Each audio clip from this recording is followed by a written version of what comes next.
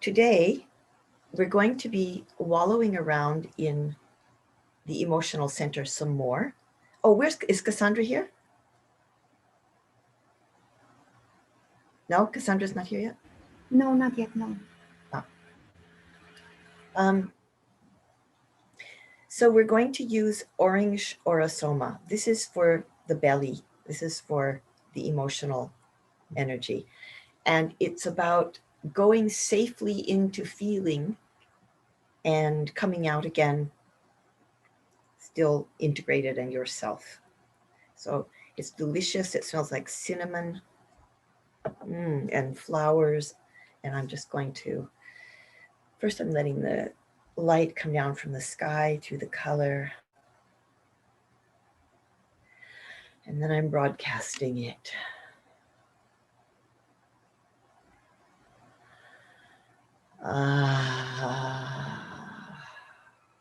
It's like cinnamon and chocolate with oranges and the Mediterranean Sea when it's warm.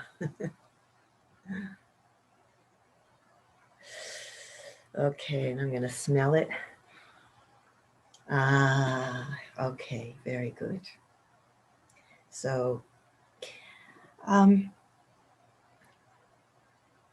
someone sent me a couple of questions that I'm going to answer first, some questions before we go into our next piece. So, Irina has asked something, and she's saying, what is an invitation for a generator? So I thought I'd better right away say projectors are the ones that need invitations. Generators only need questions. And I think we want to make a clear distinction because an invitation is something where you're being offered some goodies. And projectors need that because they don't have the sacral motor.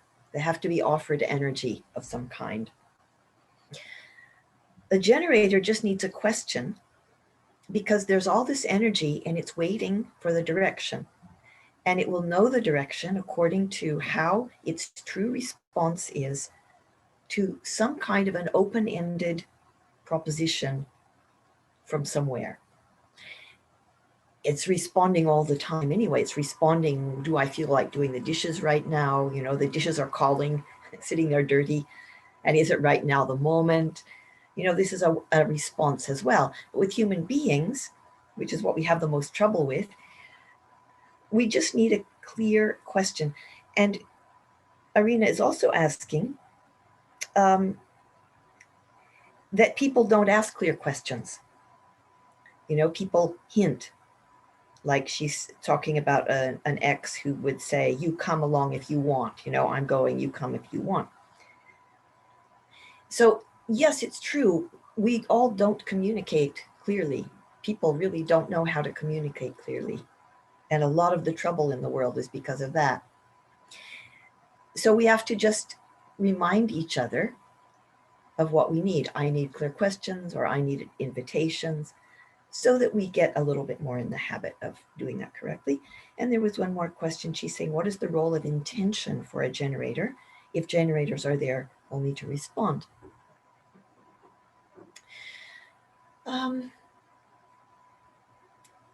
You know, we are free to have as many intentions as we want. I think what's important is that we are aware in ourselves where the intention is coming from. Is it coming out of fear? Is it coming out of our true nature, wanting to expand more and deepen more and feel itself more? Is this intention lapping over into will, where we're starting to want to do something, push something? So we can look at all those things around intention. I think many times an intention might have fear somewhere around it, in which case we just need to be aware of that. As a therapist, a long-time metaphysical therapist, one of my big observations is that mostly what goes on arising in people is an idea that they should do something. Whenever there's a gap, Whenever there's a not knowing, whenever there's a question inside, people tend to think, uh-oh, I have to do something.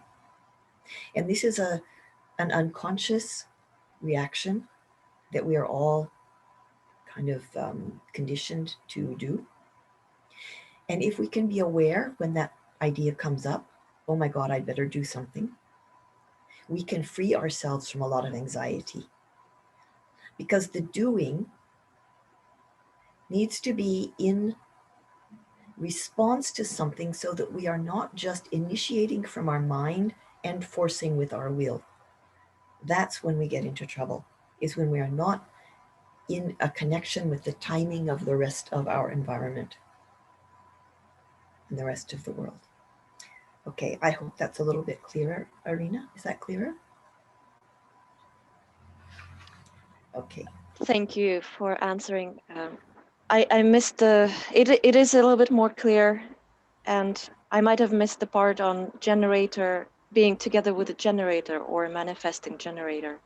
What I felt is that this confusion, okay, then how is the invitation coming towards each other if we're not used to making invitations, but we're used to waiting for it? So Right. what makes things move in the So relation? with two generators, whether they are manifesting generator or generator, and this is a good question because we need to keep remembering this, one of you can ask the other one anything you like. You know, do you want to do this with me? Do you have energy to do that? Do you feel like doing this? But the person who's doing that asking, they don't know themselves if they really want to do that thing. They might think they know it, but they don't really know it. So between two generators, you ask them and they ask you back. They go, I don't know. Maybe ask me again next week, but do you want to do this? Blah, blah, blah. And this gives the asker the chance also to feel in their body, is this really a thing that I have energy for? Because both really need to be asked. Does that make sense? And a projector also should ask the generator back. You know, if an invitation comes from a generator, ask the generator, do you want to invite me to this? Because maybe they don't really know. You know, they probably don't. Okay, so now Nuri just asked something. What was that? So I I was saying normally questions are not clear. Yeah, Questions are not clearly put, and it's yeah, hard it's to true. tell a person that Yeah, you need to ask me. yeah. Can we ask ourselves in the mirror, or how can we be, yeah, bridge So that I gap? would like to encourage people, especially in the beginning, don't cheat. You know, like don't think, oh, I can just do it all myself. People always wanted to do that. Educate your friends to ask you clear questions. Because in general, in the human race, it's a horrible muddle what people try to do with communication. They hint, they bully, they manipulate, they hide things, you know, out of all kinds of fear.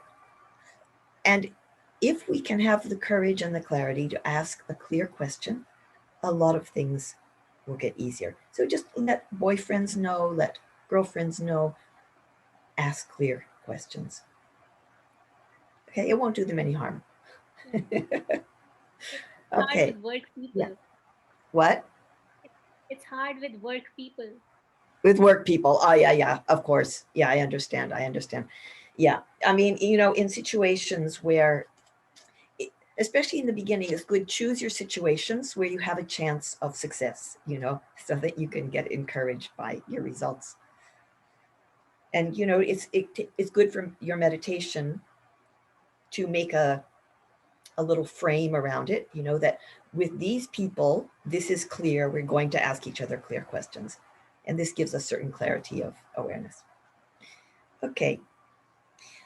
Um, does anybody else have a question before I start saying more stuff? Yes, Arina. I have a rather a reflection, and it's a feeling I want to share.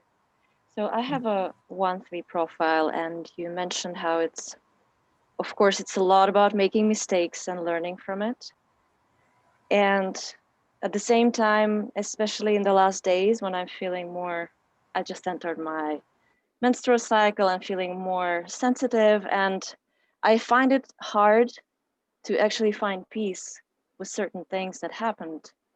And especially with the way how I did not follow what I felt was good, and I followed sometimes what I clearly felt I don't want to be in this situation. Like you mentioned, a place to live.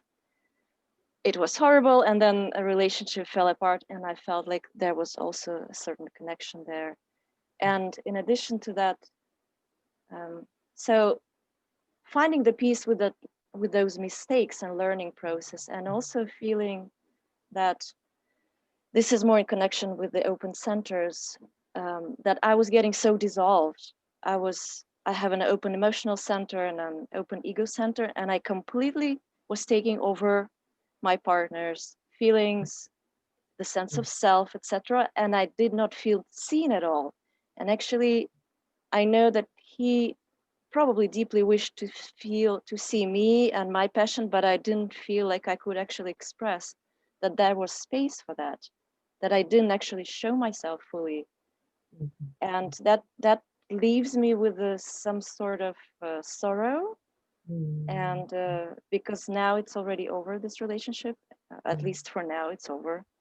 And yeah, maybe you have something to say to that. Like, how do we come to terms with all of this? So the third line is here to make mistakes, definitely. The rest of us also make mistakes when we don't trust our inner authority.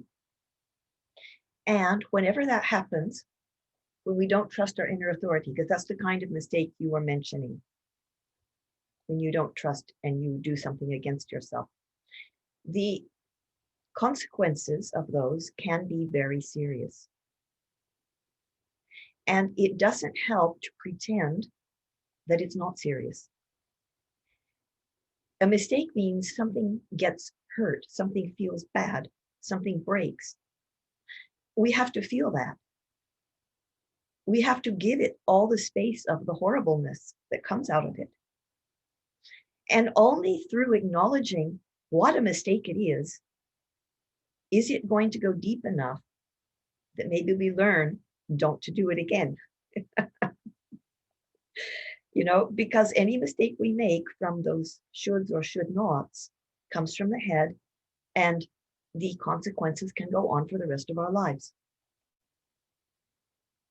They just can. Yeah. So feel it. This is the main thing people want to do, is not to feel. And when something hurts, we especially don't want to feel it. When we hurt ourselves, we don't want to know how much we hurt ourselves. But we did. We hurt ourselves. It's good if we feel that. It helps to wake us up. When we take on somebody else's emotional energy, it's scary. Since you were a little child, you were traumatized by other people's heavy emotional energies that were grown-ups when you were a child. You got scared. I also got scared. We don't want to piss the other person off. And so we hide and we don't show who we are. This is a hell in relationship. We don't show who we are out of fear. I know. This also, we have to feel how much I'm hurting myself by accepting a situation where I'm too afraid to show who I am. Okay? Yeah. Not an easy solution, just a clarity. No, I'm very much, I realize this, and I know how much of a gift it is for me to, like you say, to awaken actually to myself through that situation. Just a very small question, I hope it's small, to follow up. So as I was mentioning my partner, in addition to all the moods, I was feeling all his trauma, because also we share some of the trauma. And sometimes this is just out of my nature, because I feel and I see deeply, I want to share this knowledge with the others. So of course, if the person doesn't ask, it can be difficult to do, impossible. So I wonder, what's the way maybe we can still, in a wise way, guide the person or support them to open up, to actually say, well, maybe this is about you, it's not about me. It's something unresolved deep, inside. I know exactly what you're talking about. The last time a man approached me wanting to enter into something with me, I told him, I'm psychic. I will feel all your sorrow that you've ever had, and I will probably tell you about it. And you probably won't like it. Do you really think you want to be in a relationship with me? And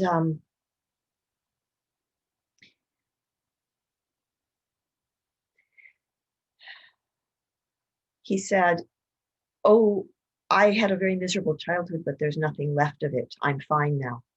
And I looked at his chart and I saw that he had a defined ego center and was in denial. Anyway, that's just a little side point there. That's exactly where my partner was, by the way. Okay, in good. denial. In denial. Yeah. So we do feel these things whenever we have any open center. We will feel the other person very, very deeply, and we will be more aware of where they are at than they are themselves.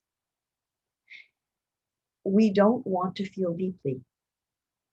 Now, he might not be the right person for you, or he might. This just depends on kind of whether you like it or not when he's down, whether you like it or not. Maybe you can't stand it. There was a man who was courting me. When I walked next to him, I felt his sorrow. I felt there was a core of sorrow in his body. And I understood too, he's never going to do anything about it. He's only going to carry it around and try to blame people. And I felt, I'm tired and I'm not going to cope with this. I can't cope with it. So I finally had to unfriend him on Facebook and just put him out of my life, which was a little bit sad, but that was a choice I made because of I just didn't want it. So sometimes you want it and sometimes you don't. And it's all going to come down to your inner authority.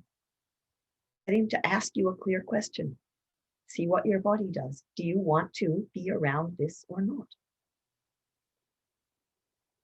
If you do, you'll have to feel it. And I would suggest don't do anything to him. Don't do anything to him. We don't have the right to interfere with people. This is the fundamental principle of human relating. We have no right to interfere with anybody. No matter how much we think we know something better, no matter how much we want to, no matter how much we think that we are wise and they are not, we do not have the right to interfere. If something is brimming in you that you really want to say, ask respectfully, look, there's something I want to say about you. Do you want to hear it? Do you feel like hearing it? And then give him time to process that. And that's for all of us. If you really can't resist saying something to somebody about themselves, ask them first. Share, I just can't resist. I really want to tell you, but I need your permission. I'm not going to just blah. Because, one interference is enough to break a relationship. It really is. People really don't like being interfered with. And they shouldn't have to be. We have ideas of how people should be. But everybody's different. And everybody's timing is their holy privilege. Okay, Arina. Beautiful. Good. You look very beautiful today, Arina. Something about your face. It got round. And it's an energy theme. Thank you. Okay, good. So I want to backtrack to the subject of last time, just for a little bit, the open centers, just to say a couple things, and then we'll move into our topic for today. If you have a chakra colored in, and you're with somebody who has that chakra open, whichever chakra it is, whether it's the sacral motor or the eco center or the G center, if you have it, it's really, really difficult for you to know what it's like not to have it. And you might very well think that the other person is very irritating in some way. We get irritated by people who don't have a thing that we have. We think they're stupid. We think they're unnecessarily wasting energy, or they're wasting time, or they are treating themselves badly, or something. You know, they don't have a gift that we have. I'm going to be sending you the little description of an exercise that you can do with a partner so that you can actually experience what it's like to be them, to be somebody else. It's a very simple one. I'll send it to you before next class. Because there is one way where you can kind of know what the other person is feeling, but it's just good to know that people don't always get it, that an open center is a gift, but it is. Then, when you have gates on an open center, for example, your emotional center is open, but you have that gate 6. Any gate on an open center is something you're here to become wise about. It's not really you. It's something that's going to attract trouble. And I can give you a little key for that. It's something to meditate on. And I give you an example. I have the gate 30, which is sticking out of the emotional center in the bottom far right. It's the gate of feelings or desire. I have that on my open emotional center. And there was a time when I lived in Missouri in the Midwest, and I wanted to leave that place very much. I wanted to leave it. I felt very stuck there. I didn't want to force life. I didn't want to push. I didn't want to initiate. I was with a man I loved. I just couldn't stand the place. So I was going to not do anything. However, what I did was I meditated on my desire to leave. Every day for 24 days, I spent an hour facing my desire to leave.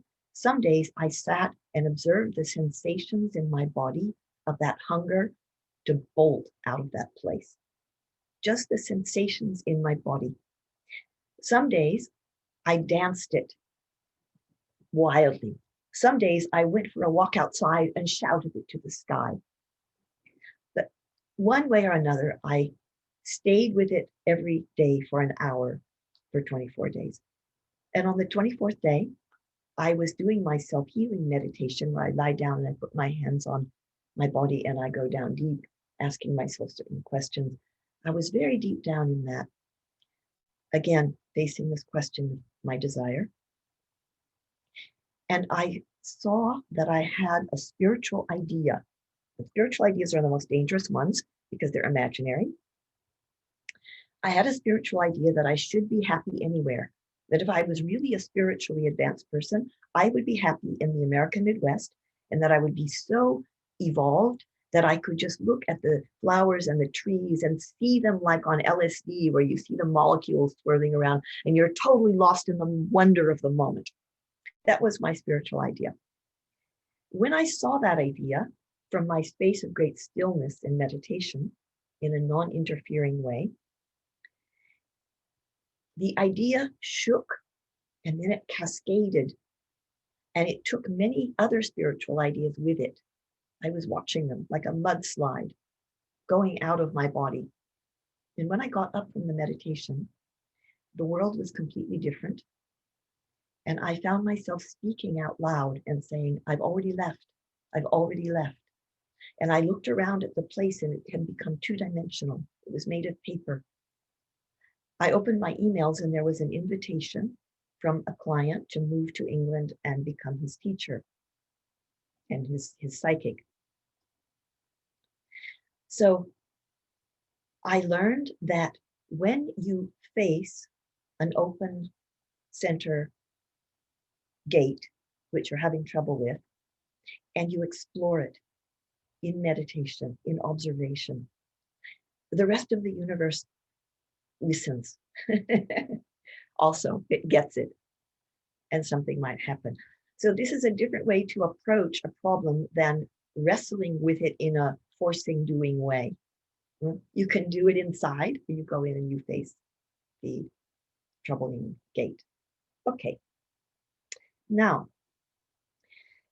sorry, Madhuri, before you start, Cassandra asks about the invitation. Yes. She wants to understand more about what an invitation means for a projector. Okay. What an invitation means for a projector. And I'm going to be sending you guys a few really juicy things before next class. And one of them is exactly this. How the projector enters. I'm going to send you also how the generator enters, how the manifestor enters, how the reflector enters, how you go into something.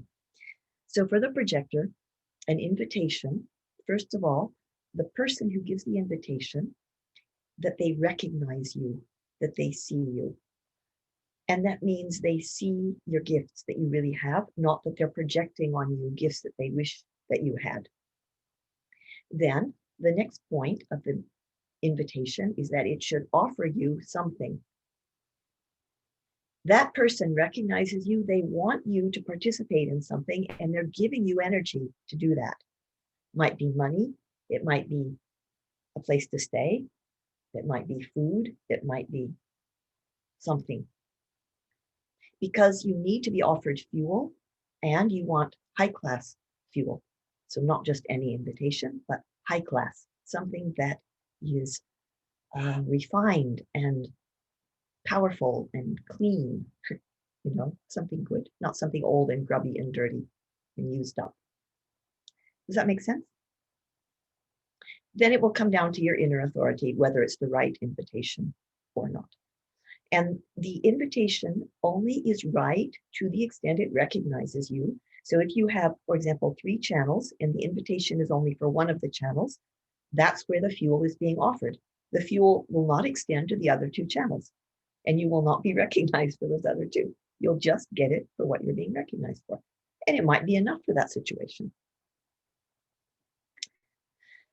Okay, so at the emotional center, down on the right of your chart, you can look at your chart now. There are 1, 2, 3, 4, 5, 6, 7 gates sticking out of that emotional center. We're going to go into all of those gates today because all of them will have some bearing on relationship, because this whole emotional center is so much all about relationship. It's about, wanting to get into something because it feels good, because it's yummy, and wanting to have that yummy stuff. And then the hope, and then the fear and the pain and all the waves that are involved in that. And each one of these gates has a different way in which all of that occurs. But all of these gates belong to channels, and the channels come in different flavors. So that's what we're dealing with today, is these gates of the emotional center and the circuitry of them. Circuitry applies to the entire chart, and I will be sending you some information about it. So all of the channels in the chart belong to these 3 different kinds of circuits. But for our purposes today, we will just be looking at the ones around the emotional center. And I'm going to tell you now about those different circuits, because for me, this has been one of the most amazing pieces of human design. It's been one of the things that has helped me absolutely the most and in which I've gone very, very deep. I use this key all the time in all of my relatings with everybody, not just men, but friends and everybody. So underneath your body graph, I have written individual, tribal, collective. And then I made a line under it, and then I wrote the names of whatever channels you have that are in those 3 different circuit groups. Okay, you see that? Most people have more than one type of circuitry. They might have individual and collective, or individual and tribal and collective, or all 3. Once in a while, somebody only has one kind of circuitry, either only individual, only tribal, or only collective. It's not so common, but it happens. In which case we say they are a pure individual or a pure tribal or a pure collective. Okay, so I'm going to tell you now what that means, individual, tribal, and collective, and then we'll go into each of those gates. And of course, we all have gates from all of those. There's nobody who doesn't have something from individual, tribal, and collective, even if it's just one gate, at least not that I've ever seen. So you will have influences from all of these types of things. And it can be quite fun to count up how many gates you have from each of these circuitry thingies. But the channels, which are your gifts, they come in, the whole thing being colored in. So we'll start with individual. And on the emotional center, there are 2 individual gates, 22, the gate of grace, and 55, the gate of spirit. If you look at your chart, you can see those, they're in the middle. Okay. Individual energy is me, I, this one. Tribal energy is we, the group, the family, the small tribe. And collective is the whole humanity. So, individual energy is romantic. It's auditory, so it's about sound, music, speaking, writing. It is personal. It's concerned with itself. It's self-absorbed, self-ish. And in human design, self-ish is a good word.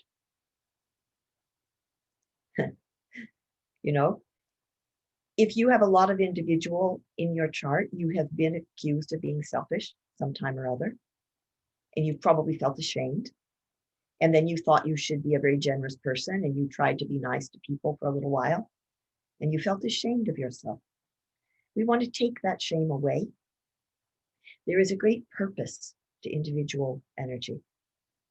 Individual energy is the thing that breaks up the old and brings in the new. The tribe and the collective are more conservative. The individual does weird stuff. She is freaky. She's different. And she does a thing because it's fun, because it appeals to her, because it tweaks some little who knows what button. She does it creatively. She doesn't know why, it just sounds like fun right now. Artists, poets, musicians are going to have individual energy highlighted in their design. The artist of any kind has a particularly problematical role in societies. Generally speaking, the society says that art of any kind is a luxury, it's not a necessity. It's okay if you do it after you've done your work. It doesn't qualify as work. You know, if someone becomes rich and famous for their art, which once in a while happens, they might get a different status in the society because they have money now. So the tribe respects that. And eventually the collective does. But very often in their own lifetime, the individual is not recognized or valued. I often think of the artist Van Gogh. In his lifetime, he sold one painting. Everyone thought he was weird. They thought his paintings were stupid, you know, just messy. They thought he was crazy. His brother had to support him. Now his paintings sell $43 million for one painting. That's what happens to the individual. If someday they ever are even noticed at all. But the individual is what keeps things fresh. And she does this by doing her own thing. She does this by not caring what anybody thinks, not caring if she makes money. As an artist myself, what I've noticed is when people see my art, they very often will try to encourage me to market myself. But individual energy has nothing to do with marketing. Tribal energy is about marketing, and a person might have both. They might have individual and tribal. Great, then they can market. They can market themselves. But it has nothing to do with the individual energy, that marketing. The individual energy is pure beauty orientation. All it cares about is beauty. Does something sound beautiful? Does it look beautiful? Does it feel beautiful? And this is considered luxurious by the tribe and the collective, like a person isn't allowed to have that sort of an orientation, you know, because it's not practical. But for the artist, for the poet, for the musician, this is their breath. This is their lifeblood. You can't take it away from them because they die. You know, they shrivel up. They become something that they are not. In order to be creative, the creative person has to be self-absorbed, because if you're painting, you cannot simultaneously be working in a bank and making dinner for 6 children. It won't work. You need to be alone in that room to hear the muse. The relationship of the individual is with the muse. That is the mystery that brings the inspiration. You are not in charge of that at all. You do nothing. It comes through you. That's how it is for the individual. Individual energy is empowering, actually, for everybody. This is its key word, is empowerment. If you go to an art gallery and you walk around, maybe you look at 50 paintings and maybe 2 of them really appeal to you. And you come back and you stand there and you spend 10 minutes absorbing a painting. You don't know why you like it. You just like it. And you stay with it. You let it in. And when you walk out of that gallery, something has happened in you. You have been given courage to be whatever you are. You have been given courage. You've been empowered in some amazing way.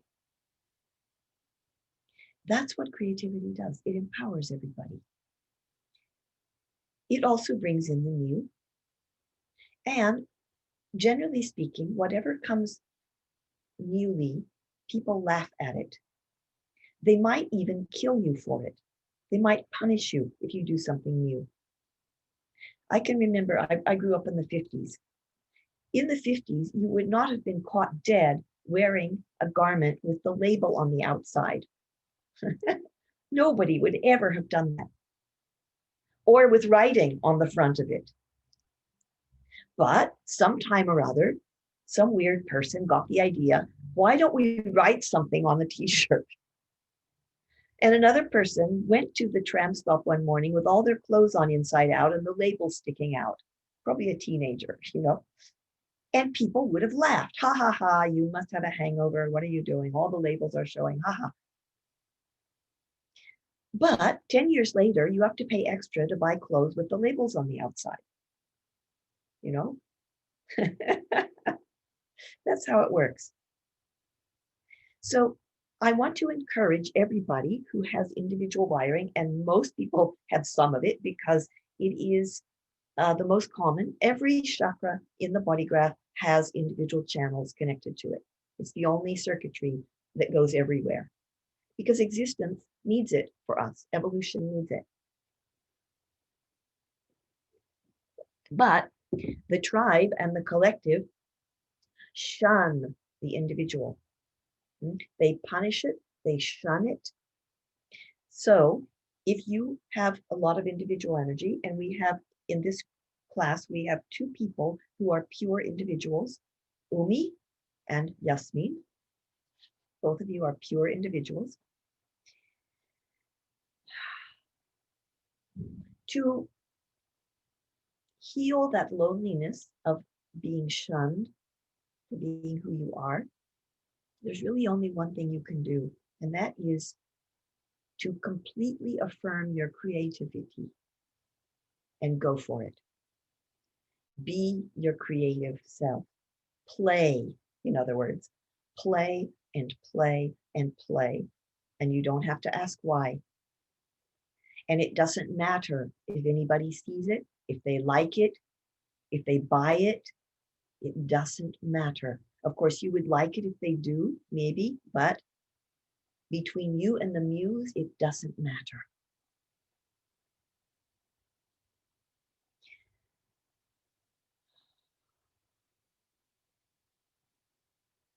So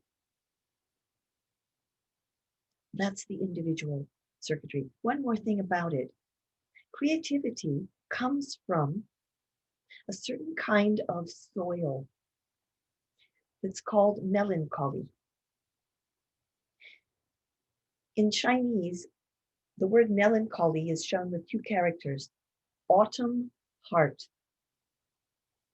The way you feel in the autumn when you walk in the woods and there's a smell and the leaves are dying and things are going darker, and yet there's a something swelling in your heart. And this is the moment that a song or a poem or a good photograph might want to happen.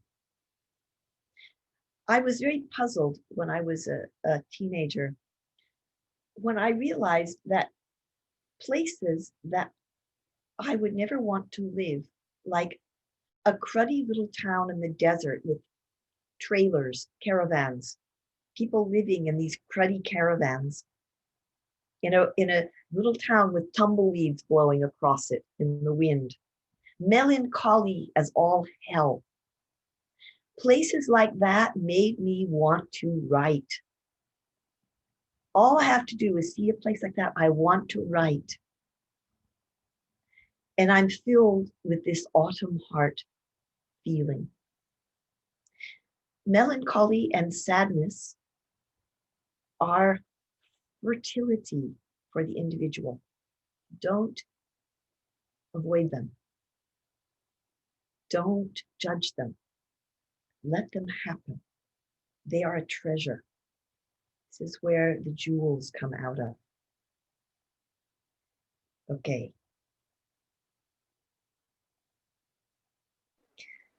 Madhuri, Yes. I got a little bit confused which gates correspond. Gate are the individual gates. in the emotional center, it's gate 22 and gate 55. We will come to them and I'll go more into detail about them. But it's not just on the emotional center, right? It can be anywhere. No, all over the body graph, there are individual channels. So I will send you diagrams of that. a little bit more actually about this. Individual energy is deaf. It's deaf to influence. It doesn't want to be influenced by the outside. It only wants to listen to the muse. So individual people with a lot of individual energy, people get mad at them sometimes for not listening. And that's okay. They don't have to listen. They can block out anything they want. They also can seem quite oblivious. They're moving around in their own bubble of, they're kind of waiting because sometime or other, the muse is going to arrive. They don't know when. And that's what they're waiting for, because that's love for the individual. That's love. And with love, individual energy is romantic.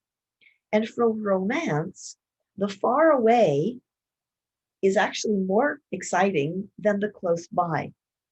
If you have a lot of individual energy, you might long for somebody or a place that's far away, and you really think that you want that thing so badly, and you really just, oh, you want to have it. But if you really do have it and you get it, well, actually, what you probably really want more is to long for something. So you'll find a way where you could again be in that situation where you're longing for the far away. And it doesn't do you any harm to get a broken heart because you get to long for the person. And this is good. It doesn't do you any harm.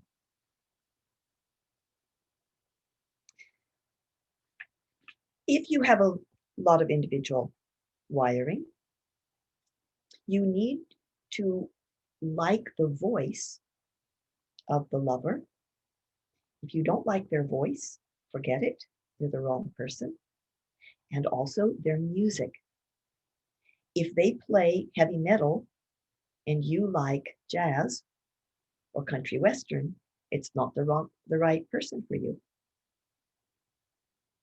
So it's good to find that out before committing to anything. Okay, we move now to tribal. So coming from this emotional center, there are 3 tribal gates. Gate 37, family and friends. Gate 6, friction. And gate 49, principles of tribal life. So tribal energy is tactile, and it's touch, and it's warm, and it is yummy. It is supportive. Its watchword is support. Whenever you have more than one person, you have a tribe. And what tribes do is they argue about what's fair in terms of bargains. I give you a fridge, you give me 300 euros. And is it fair? The tribe is about people coming together to make a structure for all of us to live. So we all need tribal energy around us. If we don't have any in our chart, or very, very little, we still have to be able to attract it somehow without losing our integrity of who we are. If you're a pure individual, that can be a little bit difficult because you have to stay pure individual and yet somehow have a place to live and enough to eat, which is what the tribe is in charge of: food, housing, money, medical care, childbearing, childbirth, child conception, old people care, education. Those are all tribal matters. Religion is tribal. War is tribal. Tribal energy is possessive. This is my husband or my child, my wife. So any tribal person will have something stuck to them, another person or their possessions, their money, because they are sticky. Tribal energy is sticky. Now, the stickiness can be delicious. Yummy. I call the emotional sticky goo. It can be like honey, like nectar. Yummy. Oh, I love being stuck to you. Yum. Slurp, slurp. It can also be, oh shit, how do I get out of this fucking sticky glue? Ah! Both go together. Everything's always dualistic like that.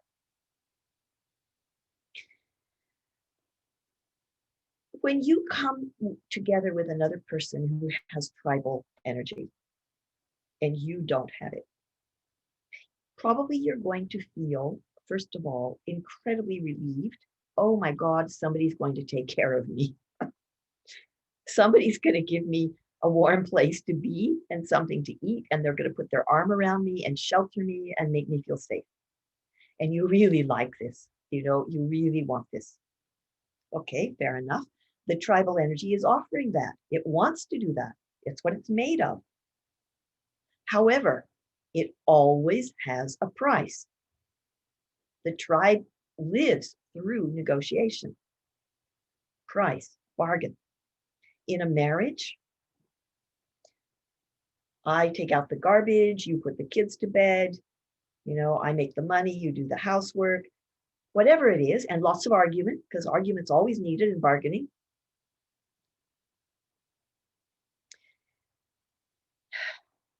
For the pure individual, it's really good if she learns that that's how tribes work, because otherwise she can get into trouble. You think somebody is very warm and nice and they're doing you favors. Wow, that's really a nice person. They gave me a ride someplace and they gave me their coat that they didn't need. And wow, that's really great. What a nice person. And for the pure individual, your response to that might be someday or other, when you have an overflow of your particular creative thing, you might overflow it onto them, and offer them. But it's not as a bargain. It's not, I give you this and you give me that, and we balance it. It just happens like this. But the tribal person expects the deal always. So if you're dealing with a tribe, there is a deal and you have to know about it, and they probably are not going to tell you. And balance the books, says Cassandra. Yes, the books have to be balanced. The tribal person is not going to tell you because their language is touch. Now, if they are, an experienced salesman, they might tell you. If they have a channel to their throat, they might tell you. But it's good to know when you're dealing with tribal people, they have this goodies that you want. It's all warm and fuzzy. And this is where the sensuality is. This is where the feel-good stuff is. This is where the orgasm is. You want it. But you have to find out what the deal is so that you give them something back for what they give you. Otherwise, here's what happens. The tribal person, they know that they gave something and they're expecting something back, and you're not giving it back to them because you don't realize what the deal is. So they wait and they wait and they wait, and they're still not getting their reward, and they wait some more. Finally, one day, the waiting has built up so much, it's come up to their eyebrows, and it all comes out. And then they pour shit on your head. You didn't, and you, blah, blah, blah, blah, blah. And it can come also because tribes have laws. Every tribe has laws. The laws are about all kinds of stuff. Like in our tribe, we wear this. We all wear a string around our left wrist. Or we don't wear bikinis if we go swimming. Never. We only wear full body thingies or something. Or it might be we don't eat this thing, we eat that thing. And we only marry this kind of person, and we don't marry that kind of person. And these laws have been coming down through the ages, and many of them are utterly nonsensical and arbitrary, but still they're really ingrained, come down in the conditioning, they come down almost with the DNA. If you break those laws, they can kill you. The laws are more important than the individual. I was seeing some article about in India, two teenagers from different castes, and castes are tribes, fell in love. And of course, the parents were never going to agree for them to marry, so they decided to elope. But they told somebody who told the parents. And both parents of the both children caught hold of those children, took them to a grove of trees outside the village, and they hanged them. So you can see the power of the tribal law, because biological law would say you protect your children. Tribal law is even stronger than that. And people make wars out of this kind of rubbish. I'm saying rubbish because I have no tribal channels. I have 3 tribal gates, all on open centers. So I'm here to become wise about the tribe, to look at it from an objective perspective.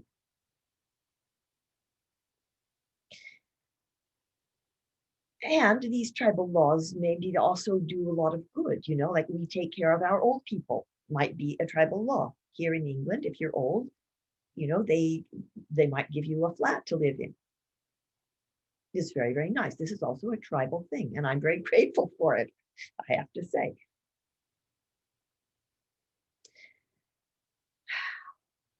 So if you're dealing with the tribe, and you have to deal with the tribe, because they do have to do the infrastructure, this is a thing you have to know. Honor the bargain and make bargains that you feel good with. Don't make them if you don't feel good. And then you have to give your part. Okay. Collective. Collective energy, the watchword is sharing. And what collective energy does is it looks at the whole humanity in a grand perspective. And it says, this is the history, and this is the future where we might go. This is all the stuff that's happened, and that's what might happen. How can we organize all of that to ensure the survival of the human beings? And it likes to experiment with trying out things in a very experiential way to see if they work for people, and then share about it, give it to people in a sharing way. So the collective has a lot of pressure to share whatever its discoveries are with everybody. And one of the reasons that the collective does not respect the individual is because the individual feels no compunction to share. They might like to share, but what they're going to share is their own personal thing that they enjoyed doing, that they enjoyed playing with, that very often does not look like it's saving the world. The collective thinks that art and poetry don't save the world. But for the individual, while you are painting or writing, the world has been saved. Your piece of it, which is all you know, is in bliss. You're already home. So for you, the world is saved. The collective can't get that because it sees things in terms of the big picture. The individual is not important. All the people are important.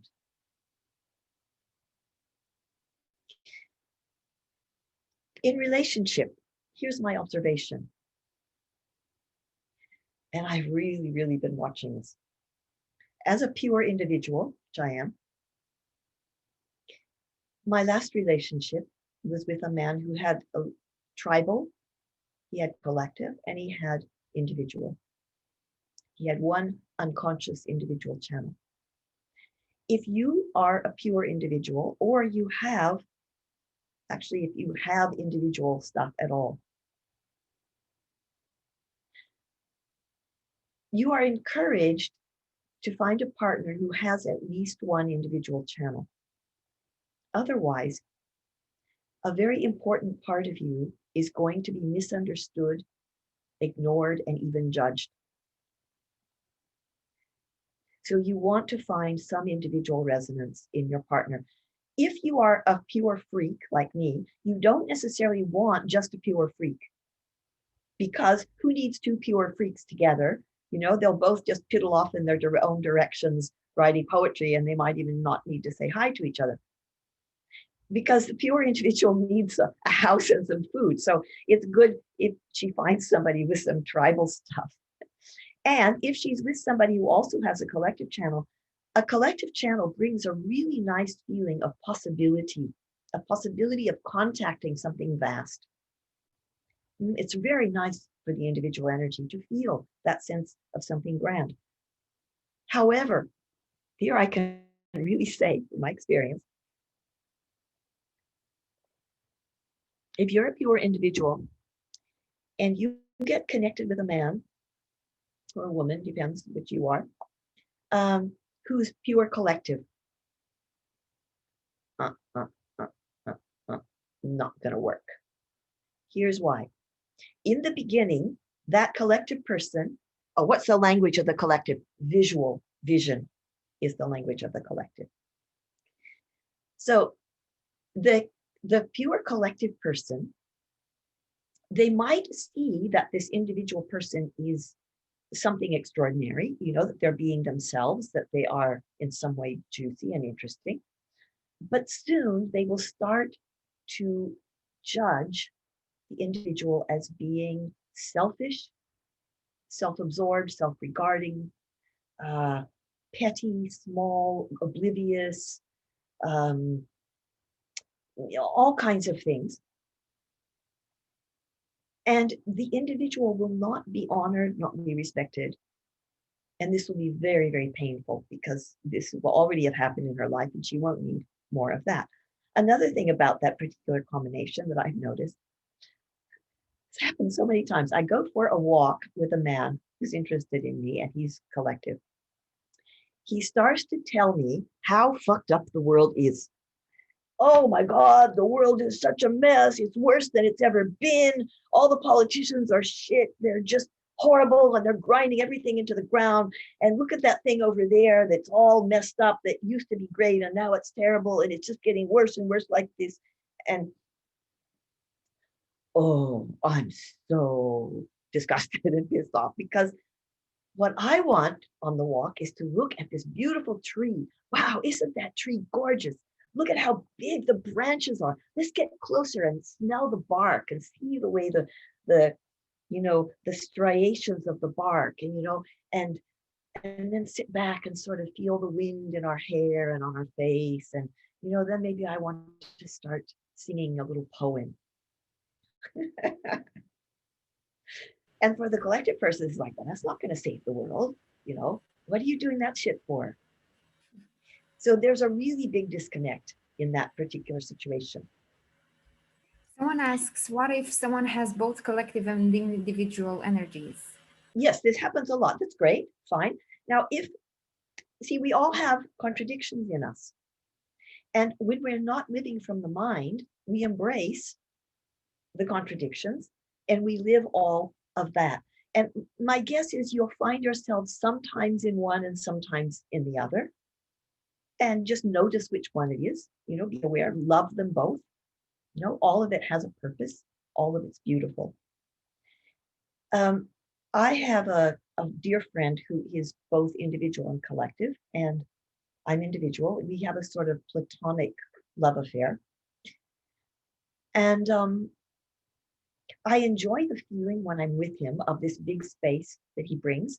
When he starts talking to me about politics, I block him out and I tell him I'm not interested. And I say, talk about it to somebody who is interested. I'm not.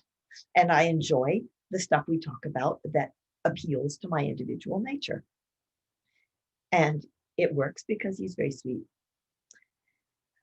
Now, with the tribe, because it's sticky, you need it. If you don't have it, you've got to have it from somewhere, but it's sticky. And you can't fight about that because it just is sticky. So you have to see how much of it you can take. Now, I left my beloved who was tribal. It was very hard to leave him. Last night I had a dream about him. It was 8 years ago. I still have dreams about him. I still love him.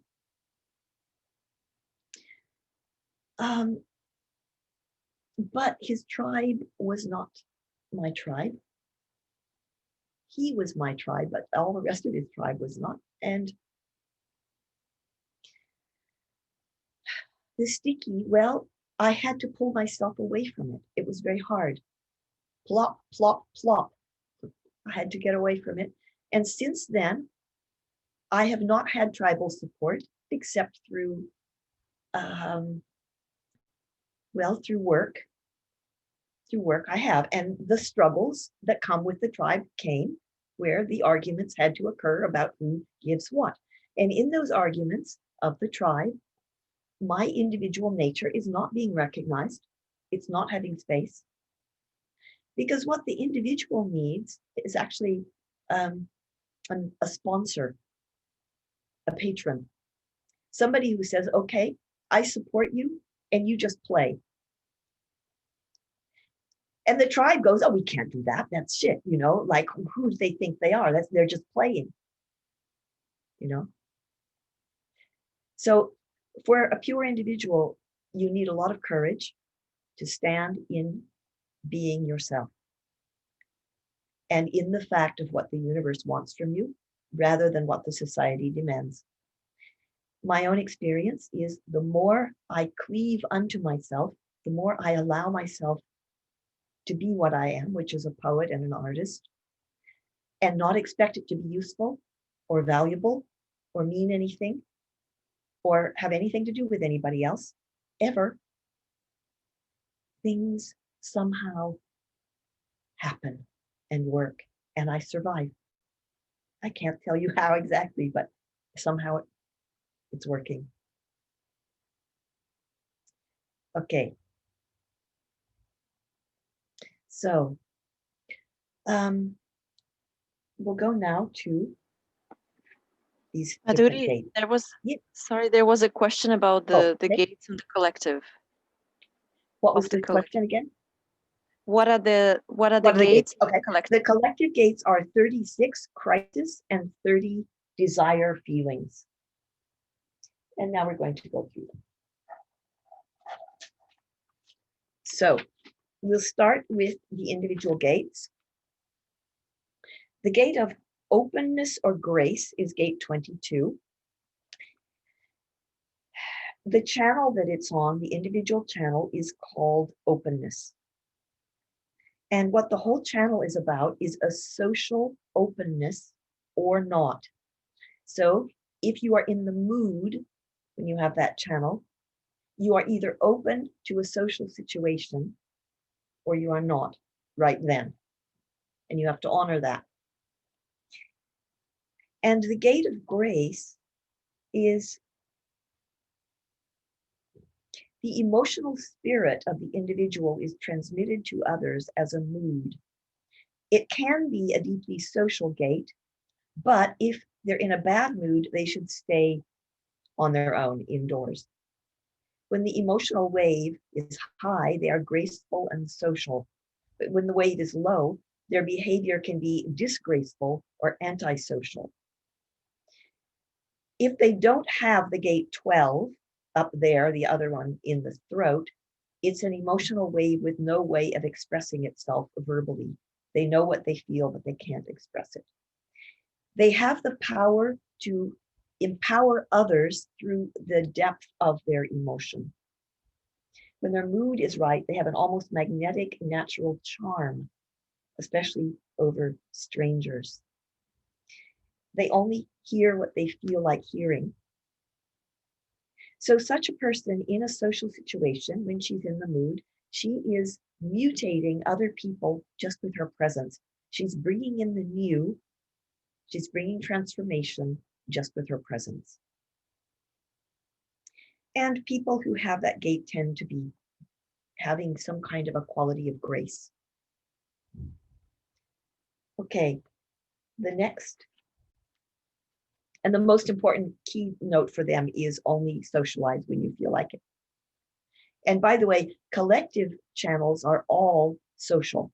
So if you are collective, you have a lot of collectiveness in you, you are more social than if you are a pure individual. So gate 55, the gate of spirit or abundance. This one is connected to the deepest channel in the whole body graph called moodiness or emoting, 5539. That is the place where the music comes from. Those people are often diagnosed as depressive and given medication, which is a tragedy, because they need sometimes to lie on their couch for 3 days, not talking to anybody, going deep, down, down, down. When they go deep, when they're moody, they are going into the labyrinths of the underground. And down there, they are going to be given a treasure. And they're going to bring it back. And they're going to create something with it. It is very, very deeply beautiful. And if you love someone who has this channel or that channel of openness, if you love someone with an individual definition on their emotional center, you will need to tune to their frequency, their emotional frequency at every meeting. Before you get in bed, you'll need to get into their groove, their frequency. It takes a little time. It's even better to stand at a distance from them and wait until you start feeling their frequency and you slot into it before you embrace. That whole channel is a treasure which the people who have it tend to think is a curse, because we have all been conditioned that feeling is inconvenient and uncomfortable, and we should dispense with it. I've noticed when I sit with someone who has that channel and we're listening to music, I can suddenly hear the music better than I've ever heard any music before. And it's a wonderful feeling. That moodiness needs to be allowed to go down, down, and down. So it's composed of two gates, the gate of provocation and the gate of spirit. If you have the gate of provocation, gate 39, you provoke people. You probably don't even know you're doing it. In conversation, you'll say something that you just know is going to push things a little further. It's going to tweak something in somebody. You don't know you're doing it. You don't know why you're doing it, but here's why you're doing it. You're provoking them to see what their spirit is like.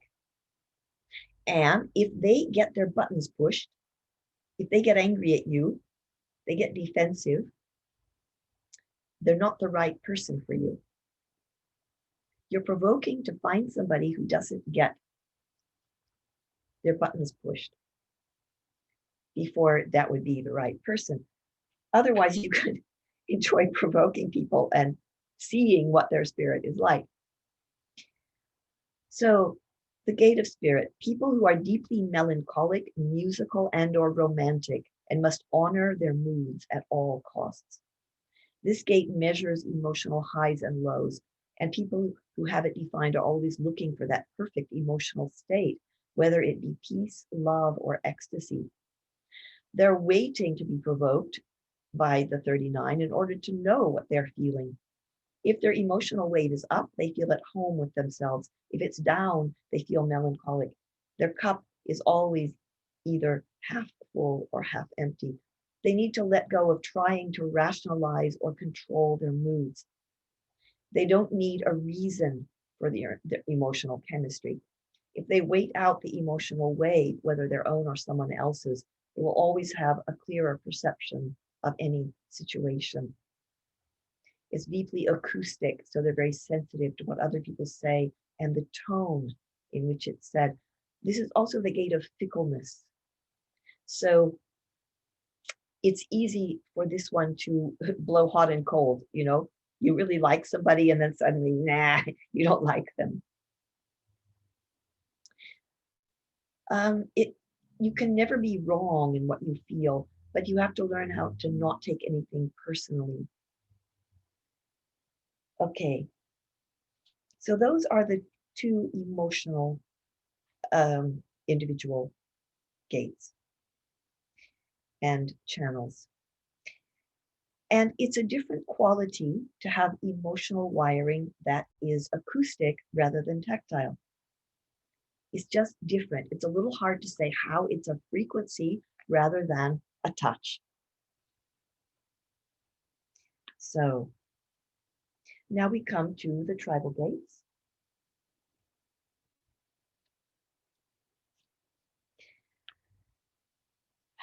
Gate 37, the gate of friendship and family.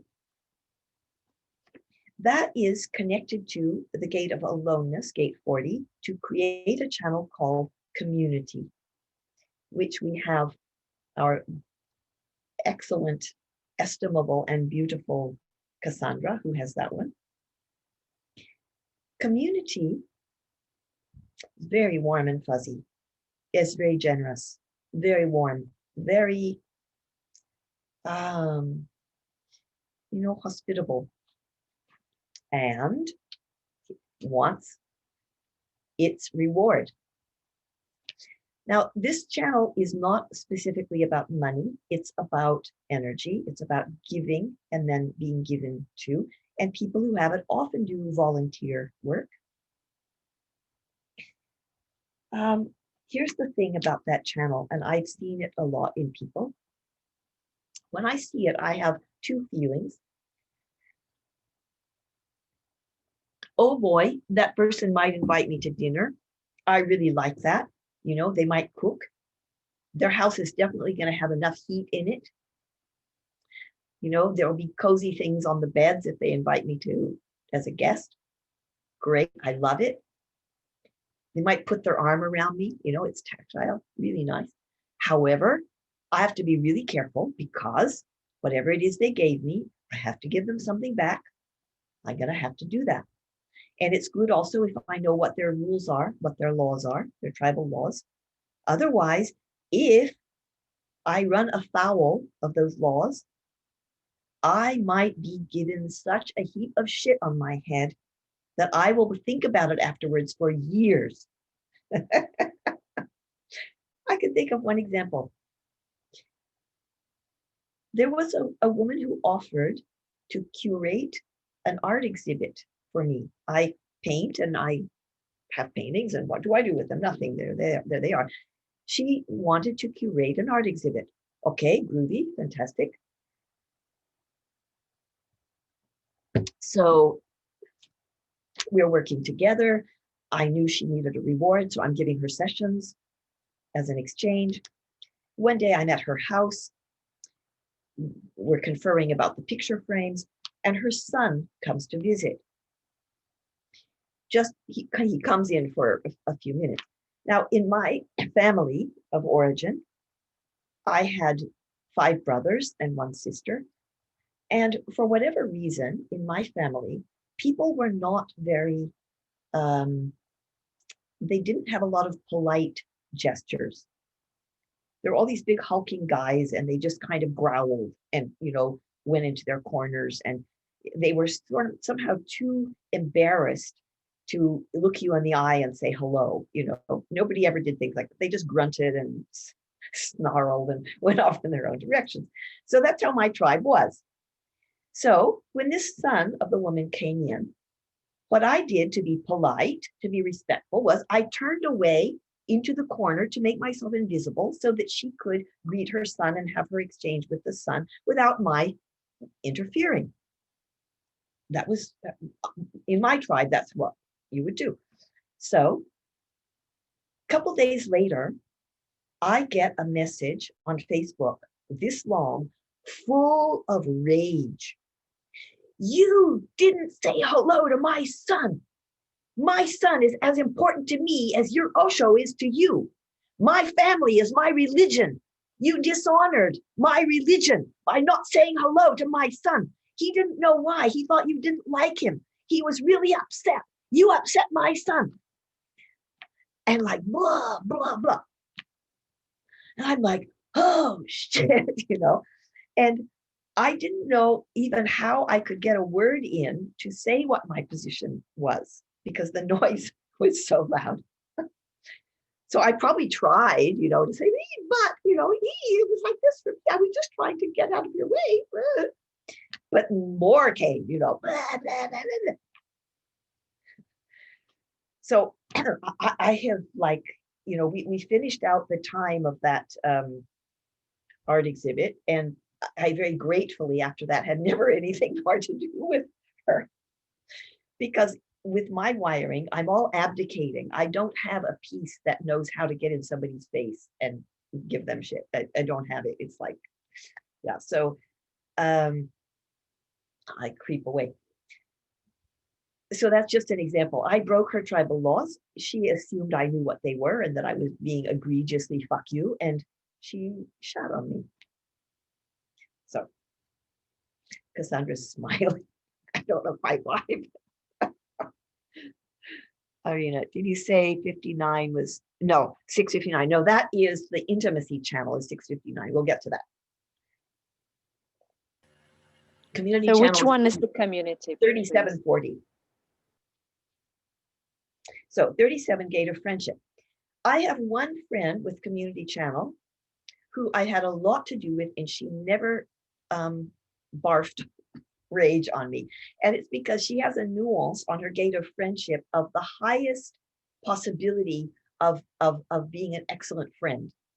And she somehow comports herself with the most amazing decorum in all friendly situations. So that, yeah, it was just an interesting thing with that. People, gate of friendship and family, people who need recognition through family or community. These people actually hold the family or community together. Through their friendly nature, they ensure that harmony is maintained within our communities and families. They are natural nurturers. People with this gate always need their friendships to be built upon some sort of bargain. There are many types of bargains, but this can be as simple as one person working while the other looks after the children. Because these people constantly follow the emotional wave, they also have to constantly adjust the bargain between themselves and others. As long as this dynamic is upheld, they can be very loyal. The gate 37 represents the distributor within the family, whereas the 40 represents the provider. Thus, these two themes are deeply reliant upon a clear bargain. It's also known as the marriage channel. I knew one person who had it who had been married 6 times.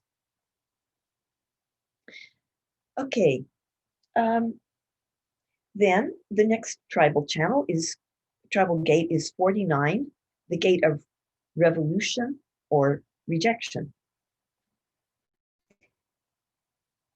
So that's on the channel called synthesis, which has to do with the tribe's infrastructure as relates to food and housing.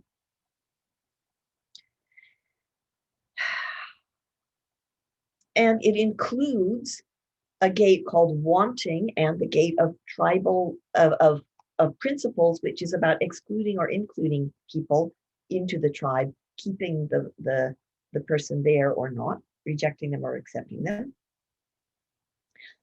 The man I was with for 7 years had that channel. I really appreciated it a lot. It's very beautiful. That person, somehow they're going to have a house with a nice roof over their head. And if you are connected with them, you probably get to share it. And they're going to have food and they're going to feed you. It's very nice in a relationship. You want housing, you want food, good things to have. You need them. We all need them. Bargain is going to be there because it's tribal. So he provided the house and the food, and I, with my gifts, I made the house beautiful. I cooked the food beautifully. I also did the washing up. Yeah. So people whose principles may either cause them to reject or be rejected. This is the gate where the principles of any relationship are established. The 49 has a need to be obeyed. If the principles of the 49 are not accepted, they will reject the other person. So this is the gate of divorce and revolution. They can be very sensitive or very insensitive. The question is always, who will stand by my side and support my principles? Because their principles are governed by the ups and downs of the emotional wave. These people have to stay in constant communication with their loved ones in order to maintain clarity in their relationships. They need the material resources of the 19 because otherwise they cannot necessarily maintain their principles. This gate carries a potential sensitivity or insensitivity to animals. It's the gate of the breeder or the butcher. Therefore, if you have that whole channel, you might be naturally a carnivore. If you have one gate of it, you can be a carnivore in company. I watched this channel very carefully. I have one gate of it, so I was in compromise. This is something we'll learn about next time. That means I was in a difficult position in that relationship because he had the whole piece of the food and housing and the distribution of it. And I just had one gate on an open center. And it was very painful because my principles of tribal law of relationship were not the same as his. And eventually we had to part. But I did really appreciate the channel. It's also moody, like all emotional ones. And just accept those moods, they don't need fixing. Then we've already spoken about the intimacy channel, but we'll pop back to it again, 659. This is about conception. It's about penetrating the barriers to achieve union. It's about sex. It's about lovemaking. It's about making babies. And it can be also about birthing a project. The gate on the emotional center, gate 6, friction, is about opening and closing to intimacy. And this is something not in our control. Either we're open to intimacy or we're not. People who are designed to be discriminating emotionally and sexually. That's what opening or closing means, being discriminating. These people are here to learn to control the flood of emotion through the solar plexus. This gate is like a border guard that governs when we are open or closed to intimacy. It also compresses all the potential streams of awareness and emotional waves from the emotional center. And there are 6 different themes of intimacy in it. Retreat, the gorilla, which is not, but guerrilla, like who darts out from cover and darts back again, like Che Guevara, gorilla. Okay. Allegiance, triumph, arbitration, or the peacemaker. Those are the different themes of the intimacy. The gate 6 needs the gate 59 to provide the energy to break down barriers to intimacy, excitement, and reproduction. So,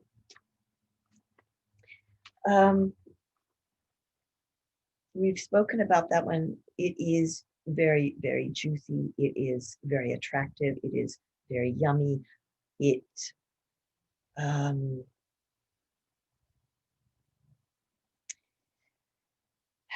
so attractive that when it's in the room, people hardly see anything else. It's just like, oh, yummy. I want some. 10 more minutes left. Okay, fine. So we move now to the collective. The first collective gate is 36, the gate of crisis. Now that's a really interesting one. It's on a channel called transitoriness. And in relationship, it's important to know that if you, together with your lover, make an electromagnetic with that channel, means you have the gate of crisis and he has the gate on the other end, the gate of change, that creates a whole channel. Or if you're with somebody who has the whole channel, or you have it, you need variety in your lovemaking. Don't make love only in the bedroom, or you guys will end up breaking up because you'll get bored. Make love under a tree, in a taxi, on top of a mountain, in a festival, in a tent, beside a lake, in the lake. Find all kinds of places, all kinds of ways. If you do Tantra, even better, because you can do all kinds of exercises so that you can keep, making it different all the time, but you need to make it different. It's about the experience more than the person, because collective energy doesn't care about the individual. It cares about the experience. It's on the big scale. It wants to universalize everything. So someone with that channel can have an incredible experience in bed for a whole night with somebody, and the next night they can be in bed with somebody else and have an incredible experience with them and not feel any difficulty with that. Because it's about the experience. It's not the loyalty to the person. Whereas a tribal person, you have sex and you suddenly, the glue is there. This is my person now. So the gate of crisis, watch out. It's trouble, but it's a helpful trouble. If you have it, be very careful that you enter into experiences from your inner authority. Because if you enter from the wrong place, from your mind, from a should or a shouldn't, or some pressure from somebody, you might get in the wrong crises. The wrong crises are dangerous, expensive, time-consuming, boring, maybe possibly even lethal. The right crises are adventurous, exciting, maybe really scary, but ultimately very, very liberating, educational. Crisis is simply the description of the moment of going from inexperience to experience. This is also the gate of the moment of sexual penetration. You know that moment? Suddenly it's all in there. Oi! Everything goes dilating, like, whoa. You've gone from inexperience to experience. Crisis. Yes, it's not bad. It's just wow. As you know, that moment can vary from negative to positive, depending on whether you entered correctly, which often means waiting long enough. Human design is really in favor of courtship. I came of age the very year that the 60s took hold in my hometown. And so there was no courtship anymore suddenly. You'd meet somebody and that same night you'd move in together. And it always had this karmic feeling to it. Like, okay, now we're together. Shit, it's lousy, but what to do, we're stuck. And, you'd have some fun smoking dope and listening to him play the guitar, but basically you were just stuck there. If you court, you have some choice. Every day you have choice. Every night that you're going to a restaurant together, taking a walk, you're always having the chance to smell out, to listen, to feel out. Really, do I like this? Or do I only like this much of it and not really a whole bunch more of it? My mother she told me many things, but some of them were very helpful and some were not. One of the helpful things she told me was, a man will tell you in the first half hour that you're with him all about himself, if only you will listen. And I thought of that many times later, because when I was in my reproductive years, I was so greedy for love that I just would jump into anything, and I was really not discerning very much. And well, I was, but not so much. I often ignored signals, really almost as if deliberately.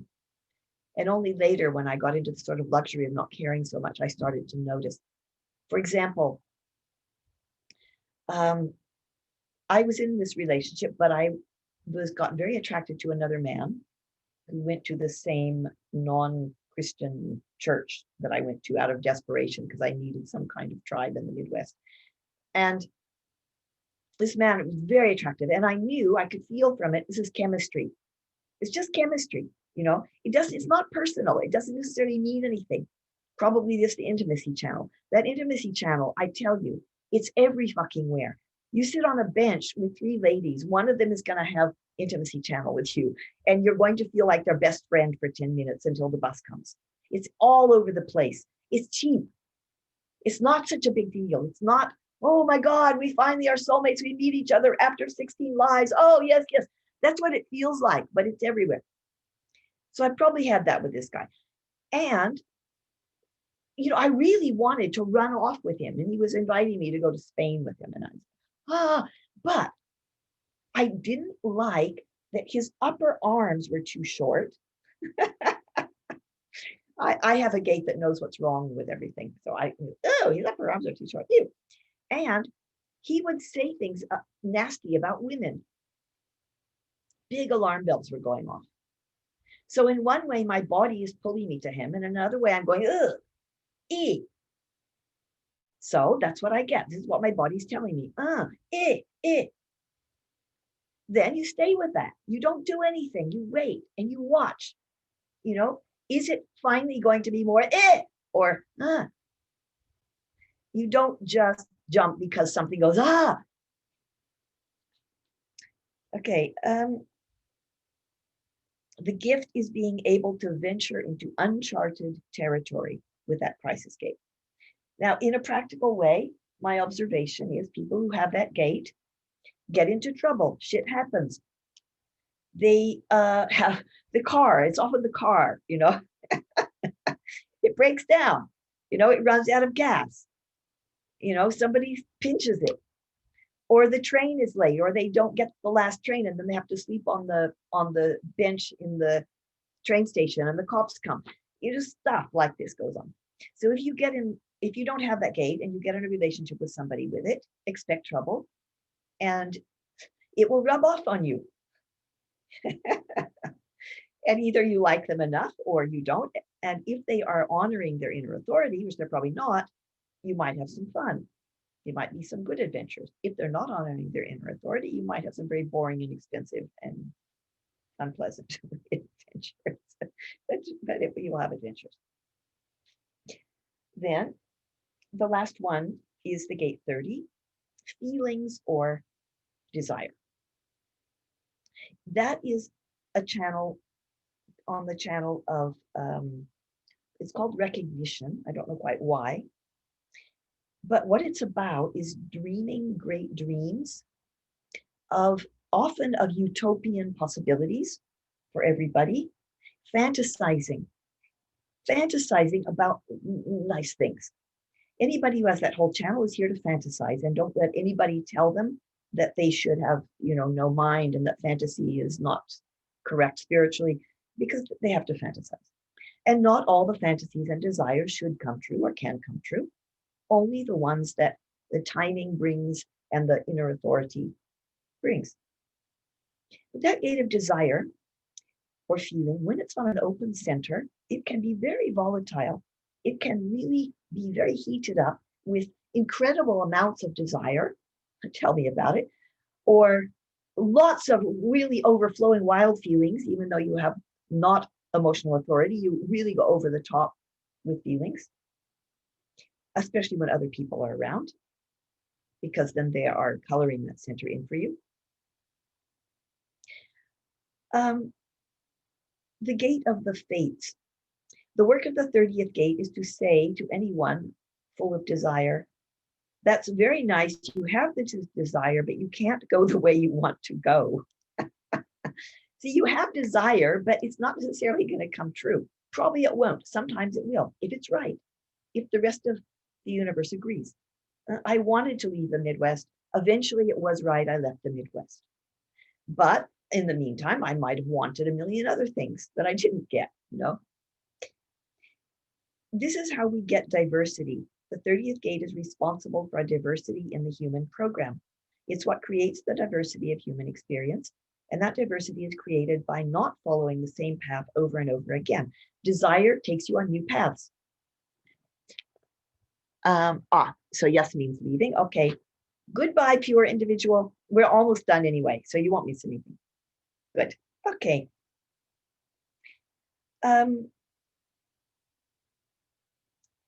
So I wonder if anybody has any questions. Joanna, how does it work with relationship for gate 30? Okay. So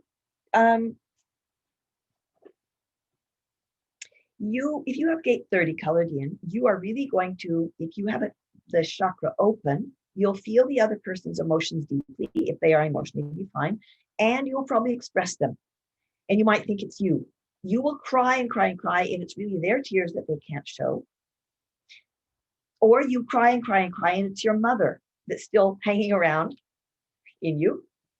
Or you'll cry and cry and cry, and it's the transits. Or you might get really angry. You might need to do dynamic meditation, beat a pillow. Emotions will come up with the other. If there's an electromagnetic of that channel, one person has half one gate and the other one has the other gate, then you can sit around and plan together all kinds of wonderful, amazing, fantastic things you want to do that you'll probably not do except maybe one or two of them.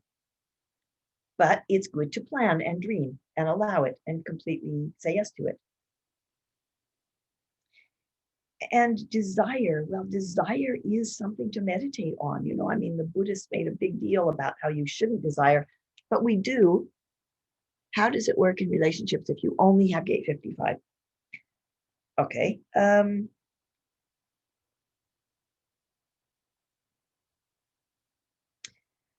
don't know. Do you have only gate 55? It's not something I've watched, so I can't really say. If it's on an open center, there will be some issue about your moods. If it's on a colored in center, don't judge your moods. Yeah, don't judge your moods. Yeah, and don't explain them. Just have them. It's like the weather. Any other questions? I have one. I have tribal and collective energies, but I identified myself a lot with whatever you shared about the individual. I feel very individual, and I don't even see an individual gate on my chart. It's just Okay. the same. I feel so much pressure when I have to, I don't know, go visit someone or receive something, or I felt very much alike with what you've shared. So, Anka, both of your channels are not conscious. That's one thing. So in a gentle way, they will be growing on you. But the position of the sun at your birth is in an individual gate, the gate of mystery. And this is always a really big effect. The position of the sun at your birth is how you show yourself. And it's always something very important. So you have this individual gate of sort of listening to the sky for the inspiration, for the tickle from the muse. So this is a very individual kind of an effect, okay?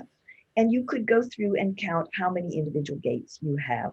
I'm seeing 1, 2, 3, 4, 5, 6, 7, 8. Yeah. So that's all. That's already quite a lot. Okay. Yeah. And just on that theme, you might find this interesting, everybody, that human design says that 400 and something years ago, the whole planet moved into a new phase. It's something called the incarnation cross, which the planet has it as well as people having it. And for the last 400 and whatever years, we have been in a tribal thing, which had it had aspects of skill and planning in it, so that people came together to create institutions in a very skilled and talented way to make things more supportive for people. This is what's been going on, and they have refined this, and it's been amazing how much has happened in all these hundreds of years to create, you know, this whole infrastructure of the web, all these institutions where now there are social ways where people don't have to die of poverty. They can get, you know, unemployment for a while, and so on and so on and so on. All this has just been coming in these last years. Things got less brutal for all of us. But just in 6 years from now, we're moving into a new change. After 400 and something years, we're moving into the next one, which is going to last for another God knows how long. And it is an absolutely different change. It's completely different. And we're already feeling it. It's already starting because these big changes start, to build up a little ahead of time. What it's going to go to is an individual thing, not tribal. And we see it already that the tribal institutions are having a very hard time now, struggling because of the COVID. Things are strained. The next thing is called the incarnation cross, is going to be the Sphinx. And what it's based on is the self-absorbed,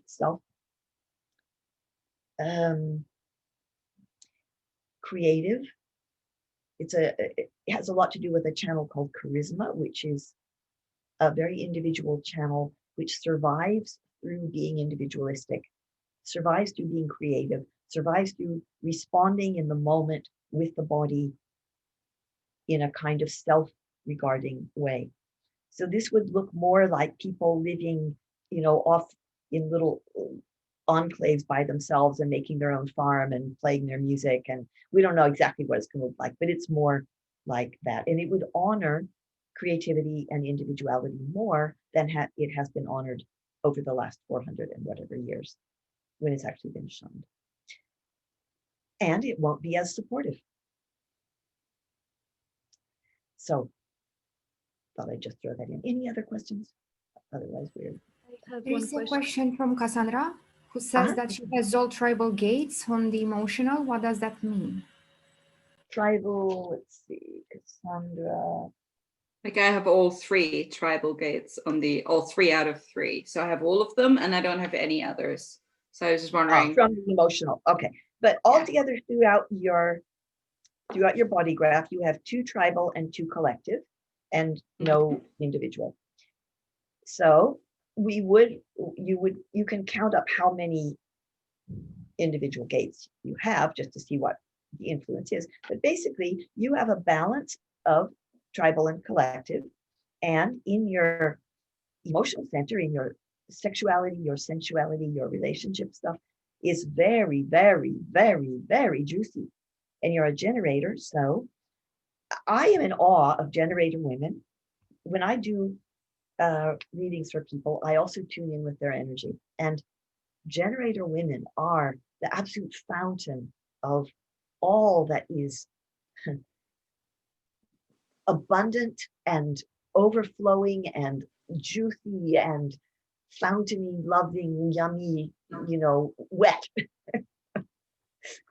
This is the generator woman. She is the inexhaustible fountain of life. It's wonderful. So that, Cassandra, and it's good if you are very aware about what your conditions are, and I'm sure you know this, your boundaries, what you want, what you don't want, you hold that for yourself, you look at that, who is right for you, you're concerned with that and you feel it out, and it's a gift that you have. It's all colored in. It's not something that you have to go to school for. All you have to do is check it out in your body and your feelings, and it's a gift. You're holding that piece. Relationship for the tribe, for the generator, you're holding that piece. And with money, you know what the value of things is. You have the gate 26, which is knowing the value, the worth of things. So you know your worth, how much you should charge. Yeah. And if people ask you, you can tell them how much they should charge. If they ask you, because you'll know that too. And there are finer nuances to all these things. So, okay. Does that answer your question? Yeah. In other words, you are a juice goddess. Well, my question was more about considering I only have tribal gates in the emotional, and that's like very defined. So 3 out of the 3 there and nothing else. So whether my whole way of being in relationships is just this very sticky loyalty, clear bargains, like give and take. So and it's like that's very much there and nothing else. It is, but one thing we want to really remember about those channels, they're also very sensitive. Very sensitive. So this is not a brutish thing. This is refined. This is very finely tuned, that you know things in your feeling space, and you are abundantly giving off this warm stuff. People can feel it. People can enjoy it. It's a gift. It's a super gift, really. It's like breasts and belly and hips and yummy. It's like it's just a cornucopia of wonderfulness, and you are that. You are embodying. Oh, that's so sweet. Thank you. Thank you, Human Design. Okay, so I think we are over time now. I will send you some information about the circuitry either tomorrow or the next day, and then before the next class I'll send you some kind of dessert stuff, that will be for our next, because we are a little bit we've gone a little bit faster than I thought we would, because I went overtime last time. So next time we will get to look at relationship charts, a little bit of how you look at a relationship chart. We can't learn the whole thing, but we can look at some basics. Okay? Great. Thank you so much. Thank you for today. Okay. Thank you, Anka, for all of your care. Without you, this would be difficult for me. More than difficult. Well, Bye. it's a perfect match.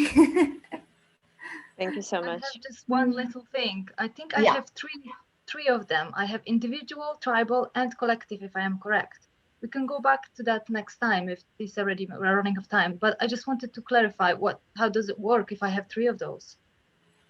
If you have, so just a minute. I should already clicked. Oh wait, no, it's okay. It's not leaving. Okay, so Yasmin. Joanna, yes, like just to see if I'm seeing correctly from the graph No, you sent us. you have 3 gates. Yeah. Yes, you have 3 I have gates. 3 of them. Yeah, but they're on open centers, so they're not really you. There's something you're here to become wise about, and you have an individual one, a tribal one, and a collective one. Great, enjoy them all. You've got crisis, you've got grace, and you've got opening and closing. Okay. So you could just observe them. You're here to become wise about them, so just observe. See what happens when you're with people, when you're not with people, and just watch. Yeah. It's beautiful, but you said something that if the other person doesn't have individual and I have them 3, that won't work. If you are a pure individual, you have 2 individual channels, power and mystery. If your partner has no individual channels, yes, you are probably not going to feel enough sense of honoring. It makes sense. Huh? Does that make Very sense? clear. Thank you. Thank you so much. Thank you. Yeah. Okay. Bye. Also, Tony asks how you can recognize type of gate you are. What type your gates are.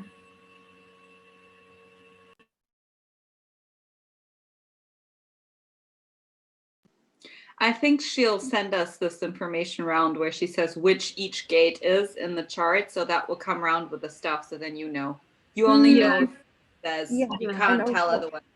I think she left already. Looked at the emotional. She said about all the emotional gates, but she said she would send it around so that we can look it up for all the different things and we can count how many things we have. Yes. See you guys next week. Thank Bye. you. It was powerful. Thank you, everybody. Have a great weekend. Ciao. Bye. Ciao.